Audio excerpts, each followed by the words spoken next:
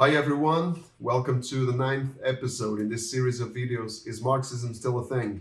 The topic for today is cultural Marxism, and we're following the structure in this book.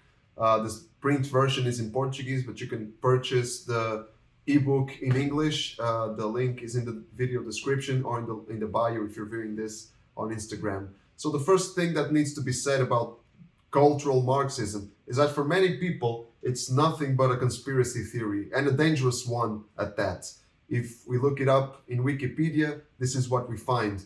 Cultural Marxism is a far-right, anti-Semitic conspiracy theory which claims Western Marxism as the basis of continuing academic and intellectual efforts to subvert Western culture.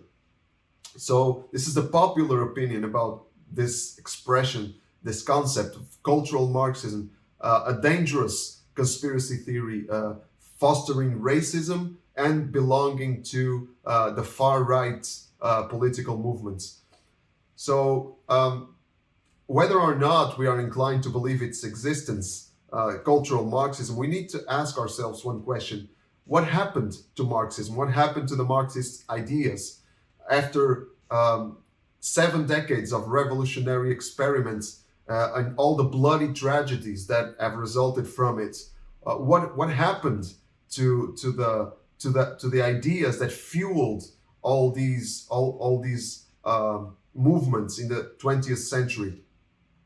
Is Marxism just a historical curiosity, just a remnant in the few communist regimes that still exist today, and in the few and in the political parties of very little expression that we find in Western countries?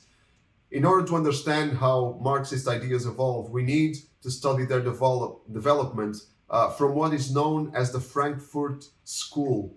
The Frankfurt School is actually a school of thought, a philosophical school, and the main name that we can that is associated with the Frankfurt School, with its beginning, with its offspring, it's Felix Weil, a Marxist scholar. He founded an institute in Frankfurt specifically dedicated to the study of German society in light of a Marxist approach, and in society in general. So it was part of the University of Frankfurt, and the institute interpreted its mission as being more directed towards an interdisciplinary integration of social sciences and Marxism. So the idea was to ask this question: how do we apply Marxism and Marxist ideology to social sciences? How do we get Marxism to impact society in the West as a whole? So in close connection to the Soviet Union, these intellectuals that were part of the Frankfurt School, they began to study a wide variety of topics: economic, social, political, in the sphere of the arts, the aesthetics, from empirical analysis to philosophical theorization. They developed different interpretations and historical applications of Marxism. So they dug deep into the Marxist ideas, and they dug deep into their fields, and they sought to find a synthesis, or to establish a synthesis between Marxism and their fields of study. A very popular name is Erich Fromm, a psychoanalyst and very still today studied in the field of psychology, that sought to establish a theoretical basis for the synthesis of Marxism and psychology, psychoanalysis in particular. So the historical evolution of the Frankfurt School shows an intimate association that Marxist scholars began to develop in the 20th century. So they strived to link Marxism and social sciences, and the recent history of the Frankfurt School continues to highlight this association, this close connection.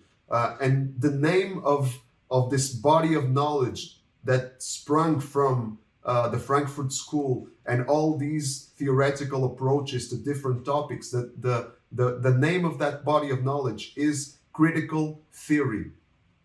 Critical theory is mainly inspired by Marxist ideas and developed in the Frankfurt School. This is what we need to remember. Um, they wanted to apply Marxist ideas. And what's the main Marxist idea? So the main goal of philosophy, as in Marx, is to understand and help overcome the social structures through which people are dominated and oppressed. This is a distinctive Marxist idea that society is built on oppressive structures, and they need to be attacked. So these theorists and these intellectuals, they were trying to they were trying to criticize. They were trying to do a social critique of Marxism, of society in light of Marxism, in order to attack oppressive structures in society. So it's a very distinctive Marxist idea, the idea that all social relations are power struggle. This is the view, this is the approach of critical theory, springing from the Frankfurt School. So there's no doubt that there was an attempt, and there still is today, and gaining momentum and gaining a lot of ground in the academia and in society as a whole, in the culture. There's a distinctive idea that society is, that the history of civilization is a power struggle, that society has oppressive structures, and that you need to attack those structures, criticizing, by establishing a critique of society. So hence the name critical theory. And it's a cultural approach. So that's why this expression cultural Marxism appears, because this is a cultural attempt to implement Marxist ideas in civilization, in society. This is very clear. Of course, this is very small. It's impossible to read from there. But I will make available this image in the description of the video, so you can get a better grasp of what is going on here. Two authors, Sim and Van Loon, they drew this diagram, that they called a taxonomy of critical theory. So they traced the origins of critical theory. They trace the origins of many of the ideologies and fields of study that are very popular in the academia today. They traced it all to Marxism, specifically Western Marxism, because there are different types of Marxism and different kinds of interpretations of Marxism, but they traced it brilliantly in this diagram. And so these fields of study that are very popular today, they trace their origins to Marxism. And just to state some of them: women's studies, gender studies, queer theory, cultural studies, critical race theory, a very hot topic in the United States in these days, because it's critical theory, the idea that society is a power struggle applied to the dynamics of racial struggle and racial inequality in the US. It's a very hot topic. So we can't look at each one of these fields of study separately. We don't have time for that.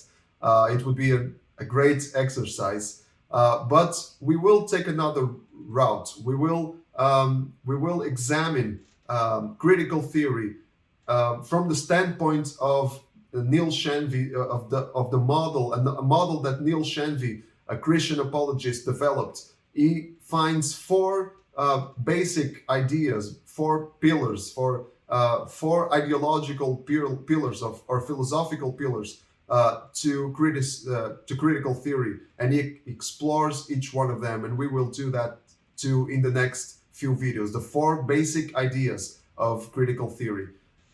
That's it for today. Stay tuned until the next video, and don't forget, live with Christ at the center.